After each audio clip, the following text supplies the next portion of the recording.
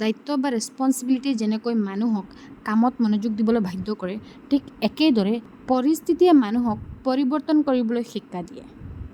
Very good morning and আসসালামু আলাইকুম। সকলোক মোৰ এটা মিনি ব্লগলৈ ৱেলকাম জনাইছোঁ। আপোনালোকে নিশ্চয় গম পাইছে, মই কোৰ্ট ডিউটি কৰি আহি কণ্টেণ্ট ক্ৰিয়েট কৰাটো মোৰ কাৰণে বহুত কষ্টকৰ হৈ পৰিছে। গতিকে মই আপোনালোকলৈ কণ্টেণ্ট ক্ৰিয়েটৰ বিপৰীতে ডে টু ডে লাইফৰ ওপৰত ভিডিঅ' লৈ আহিছোঁ। ডে টু ডে লাইফৰ ওপৰত যদি মই ভিডিঅ' আপলোড কৰোঁ, তেতিয়াহ'লে আপোনালোকৰ মাজত আৰু মোৰ মাজত এটা ভাল সম্পৰ্ক বজাই ৰাখিব পাৰিম। যদিও মই মোৰ ডে টু ডে লাইফৰ ওপৰত দিয়া ভিডিঅ'বিলাকৰ জৰিয়তে আপোনালোকৰ সমস্যাৰ সমাধান দিব নোৱাৰিছোঁ, কিন্তু যথাসম্ভৱ যদি আপুনি মোৰ লগত কণ্টেক্ট কৰে, তেতিয়াহ'লে নিশ্চয় আপোনালোকৰ সমস্যাৰ সমাধান দিব পাৰিম।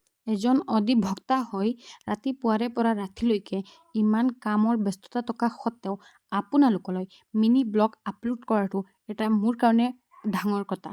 সৎ আৰু সাহসী মানুহে কেতিয়াও দায়িত্ব গ্ৰহণ কৰোঁতে ভয় নকৰে, আৰু যাৰ মনত ভয় লুকাই থাকে সিয়েই দায়িত্ব লওঁতে ভয় কৰে।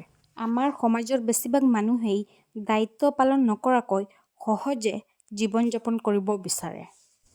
কিন্তু দায়িত্ব হ'ল এনেকুৱা এটা বস্তু, আপুনি এদিন নহয় এদিন দায়িত্ব পালন কৰিবই লাগিব।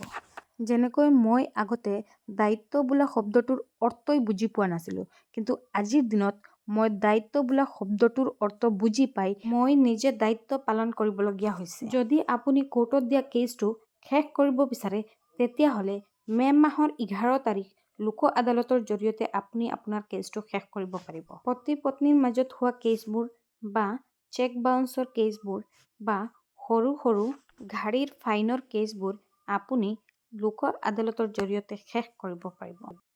তাৰ পিছতো যদি আপোনালোকে সাহস কৰিব নোৱাৰে, তেতিয়াহ'লে মোক জনাব পাৰে।